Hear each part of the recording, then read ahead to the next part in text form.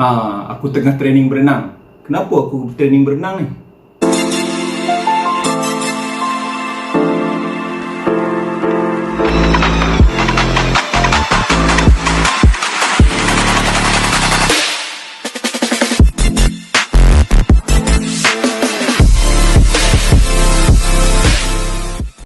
Assalamualaikum dan selamat sejahtera. Aku Fakin Tokai. Welcome to my channel. Kita sembang santai cerita tentang tentera.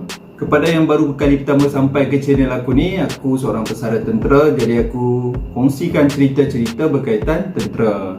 Kepada yang belum subscribe, aku harap korang boleh subscribe. Yang dah subscribe, aku ucapkan terima kasih. Macam awal-awal video tadi, aku beritahu aku tengah training berenang. Sebab apa? Untuk pengetahuan korang, aku ada terima banyak pertanyaan berkaitan nak masuk tentera laut ni kena pandai berenang ke?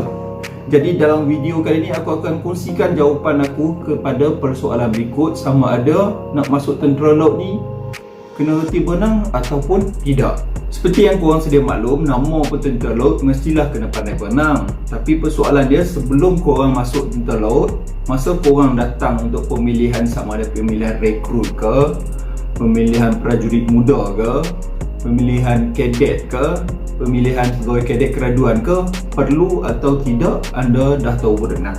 Jadi perlu ke tidak? Untuk makluman korang, sewaktu dalam proses pemilihan untuk memasuki tentera laut, tak kira anda daripada skim apa, nak jadi pegawai ke, prajurit muda ke, lain-lain pangkat ke, dia tak ada ujian renang. Maknanya masa korang isi borang pun dia tak tanya pun korang ni erti berenang ke, tak erti berenang. Tak ada. Dalam video-video yang aku kongsikan, yang aku buka borang untuk diisi pun, memang tak ada ruang yang bertanya anda tahu berenang atau tidak. Memang tak ada. Maknanya yang ujian pemilihan yang korang datang bawa borang itu ini kan, sijil-sijil, ada ujian lari, pumping ke, having ke, sit up, waktu tu pun memang tak ada ujian renang.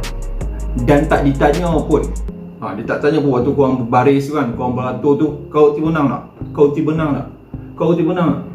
Tak ditanya langsung pasal renang. Memang tak ditanya langsung. Tapi setahu aku, dalam ketiga-tiga cabang perkhidmatan, sama ada kau masuk tentera darat, tentera laut maupun udara, akan ada latihan dan ujian renang. Jadi kau tak erti berenang, kau pun kata aku tak nak masuk tentera laut, aku nak apply tentera darat, nanti tak payah berenang. Tak pun aku nak apply tentera udara sebab kalau Navy aku kena berenang. Tak. Kau masuk tentera darat pun kena berenang, ada ujian dia. Kau masuk UDM, Air Force pun kena renang, ada ujian dia.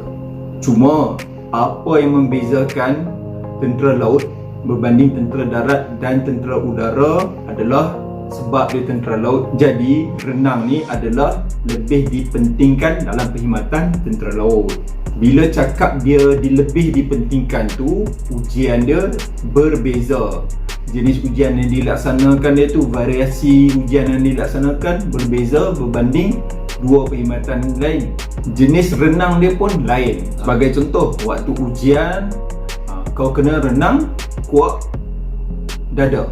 Kuat dada, relax je, macam ni je. Kau bukannya renang bebas kan? Kau tak perlu renang bebas dalam Navy ni. Dalam tentera laut, waktu ujian, waktu latihan, kau tak perlu berenang bebas. Kau kuat dada, relax kan? Sebab dia lebih tengok kepada endurance, bertahan berapa lama. Masuk ujian pun kau ada terjun. Waktu ujian renang dalam tentera laut pun kau ambil ujian bukan berpakaian renang.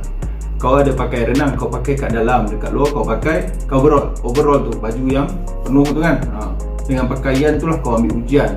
Daripada kau terjun, kau berenang, patah balik, kau floating, berapung.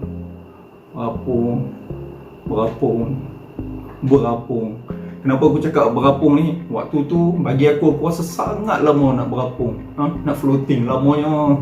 Berenang tadi at least kau pergi balik tu kau dalam satu usaha kan, kau rasa kau buat kerja juga. Bila berapung ni, bila PTI nak suruh next punya ujian?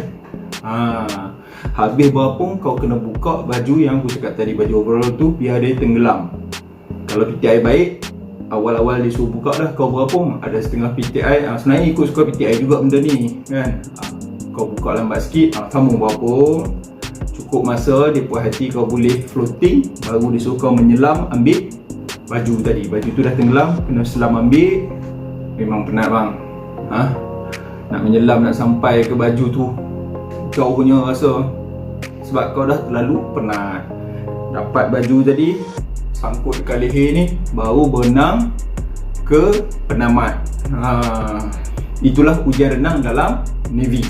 Aku tak pasti ujian dalam tentera udara macam mana, tapi masa aku dalam kadet dekat Atma dulu, ujian ala darat dia tak buat macam tu lah.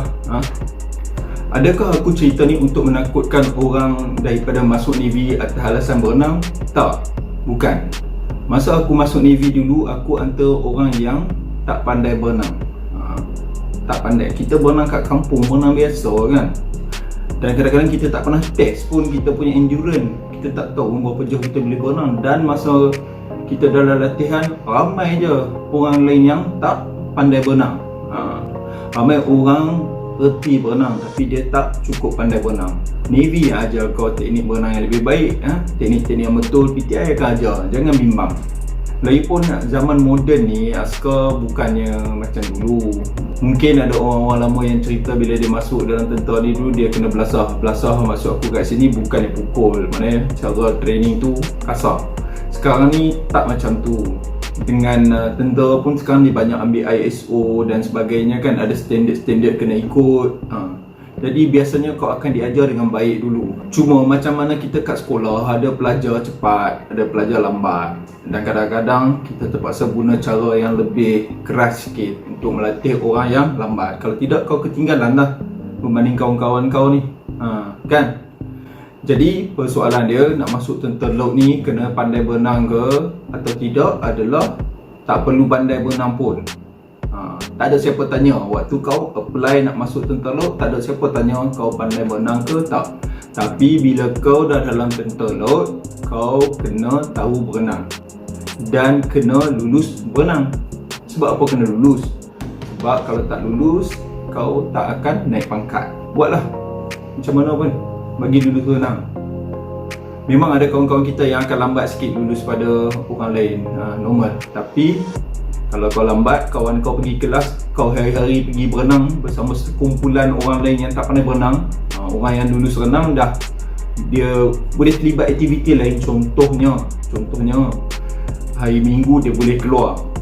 Dia boleh keluar lah, berkelepasan orang kata, short leave. Boleh keluar jalan-jalan kan. Kadang-kadang kau jumpa kan polis lah, kadet tentera lah kat luar kan, pakai smart-smart. Pada masa yang sama ada kawan-kawan dia yang tak lulus renang, tak boleh keluar, pergi lapor dekat kolam renang, kat PTI jurulatih renang, belajar berenang. Benda-benda macam itulah untuk orang-orang yang tak lulus renang. Jadi aku harap penerangan aku kali ini dapat membantu menjawab persoalan sama ada nak masuk tentera ataupun nak masuk tentera laut ni perlu tahu berenang ke tak. Jawapannya tak. Tapi bila dah dalam tentera, kau kena tahu berenang, kau kena lulus ujian renang. Okey? Jadi sekali lagi aku harap yang belum subscribe tu, korang subscribe channel aku ni.